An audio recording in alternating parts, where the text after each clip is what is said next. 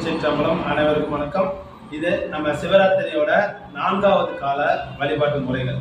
4வது காலத்துல மொத்தம் 16 வகையான அபிஷேகங்கள் செய்யணும். இளநீர், பால், தயிர், இந்த மாதிரி அனைத்து அபிஷேகங்களும் மொத்தம் 16 கணக்கு வச்சு கரும்பு சாறு ரொம்ப கம்பல்சரி பண்ணணும்.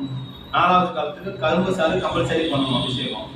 இதை பண்ணி முடிச்சுட்டு ஈசனுக்கு வெண்மை நிறத்துல வஸ்திரம் சாத்தணும். வெண்மை நிற வஸ்திரம் சாத்தி சந்தன காப்பு போடலாம். அப்படி இல்லைன்னா திருநீர் காப்பு, அந்த மாதிரி இதெல்லாம் நம்ம அலங்காரம் பண்ணலாம். நான் இந்த வீடியோட எண்ணில் நான் அந்த போட்டோ ஒன்று போட்டிருக்கேன், அதையும் பாருங்க. 4வது காலம் பிரம்ம முகூர்த்த நேரத்துல வர்றதுனால நம்மளுடைய வழிபாடுகள் பல மடங்கு பலன் தரணும் அப்படின்னா 4வது காலம் கம்பல்சரி எல்லாரும் வழிபாடு பண்ணுங்க.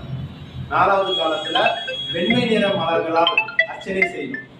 வெண்மை நிற மலர்கள்னா தாமரை, வெள்ளப்பூ, அந்த மாதிரி இதுல செம்பருத்தி பூ, அது மாதிரி வெள்ளையிலே செம்பருத்தி பூ இருக்குது. அந்த மாதிரி மலர்களை கொண்டு அர்ச்சனை செய்தால் நம்மளுடைய இடங்கள் ஈரேறும். இதுல 4வது காலம்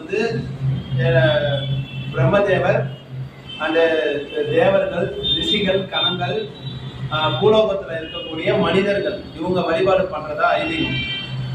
ஓகேங்களா? இதுல அதர்வன வேதம் பாராயணம் பண்ணணும். அதர்வன வேதம் எல்லாரும் பாராயணம் பண்ண முடியாதவங்க திருவாசகத்துல இருந்து 4வது பதிகமான போற்றி திரு அகவல்னு ஒரு பாடல் இருக்கு. அது செஞ்சோம்னா மிகப்பெரிய யாகம் செய்ததுக்கு சமம். அந்த ஒரு பாடல் பாடுறது போற்றி திரு அகவல். அதை எல்லாரும் பாராயணம் பண்ணுங்க. முடிந்தால் 4 காலத்துக்கும் சிவபுராணம் எல்லாருமே பாராயணம் பண்றது ரொம்பவும் சிறப்பை தரக்கூடியது. இதுதான் சிவராத்திரியோட 4 கால வழிபாடு முறைகள். இதை முடிச்சுட்டு அடுத்த நாள் வீட்டுல போய் நம்ம குளிக்கலாமா அப்படின்னு நிறைய பேர் கேட்கறாங்க. கம்பல்சரி குளிக்கிறது நல்லது. ஏன்னா நம்ம நைட்டு ஃபுல்லா கண்ணு குளிச்சிருப்போம், உடம்பு டயர்ட்னஸ் இருக்கும். ஆனா வீட்டுக்கு போன உடனே குளிக்க கூடாது. ஒரு 1 hour 2 hour கழிச்சு இருந்துட்டு நம்ம இது பண்ணிட்டு காஃபிலாம் குடிச்சு முடிச்சுட்டு அதுக்கப்புறம் நம்ம குளிக்கிறதா இருந்தா நம்ம குளிக்கலாம்.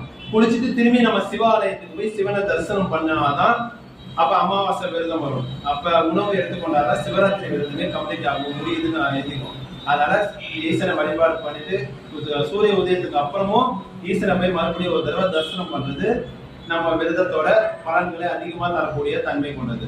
இது எல்லாம் எனதல்ல, வேதபுரீஸ்வரனே. சிவா திருச்சிற்றம்பலம்.